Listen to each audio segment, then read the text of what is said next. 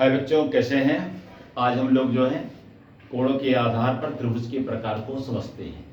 कितने प्रकार के होते हैं एंगल्स के according two angles, types of triangles.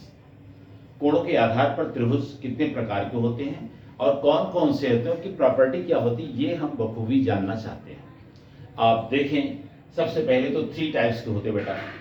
कोणों के आधार पर त्रिभुजों के जो प्रकार होते हैं, टाइप्स होते हैं, वो 3 टाइप्स होते हैं, 3 प्रकार के। पहला जिसमें है एक्यूट एंगल्स, जिसको आप बहुत अच्छी तरीके से जानते हैं, न्यून कोण। लेकिन कहीं कहीं कंफ्यूज है कि आप गलत करते हैं।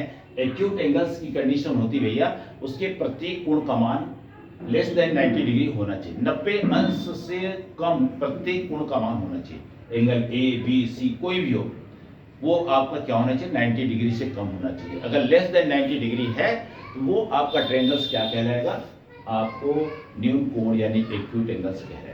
दूसरा आपका ट्रायंगल्स होता है बेटा राइट एंगल ट्रायंगल, जिसको हम समकोण त्रिभुज के नाम से जानते हैं। इस समकोण त्रिभुज की कंडीशन होती है कि कोई भी एक एंगल आपका 90 डिग्री होना चाहिए।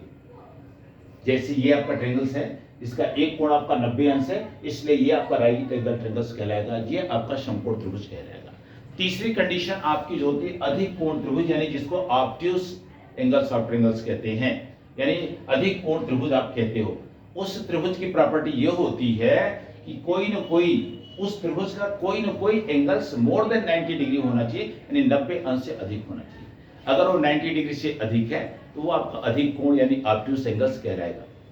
तीनों ट्रायंगल्स क्लियर, समकोण यानी एक्यूट एंगल्स, राइट एंगल्स और ऑब्ट्यूज एंगल्स। इसमें आपकी कंडीशन लेस देन 90, इसमें आपका जो है 90 डिग्री, एग्जैक्ट 90 डिग्री होना चाहिए, और इसमें कोई ना कोई एंगल आपका जो है मोर देन 90 डिग्री होगा। इस प्रकार से ये तीनों आपके ट्रायंगल्स होंगे। तो थैंक यू।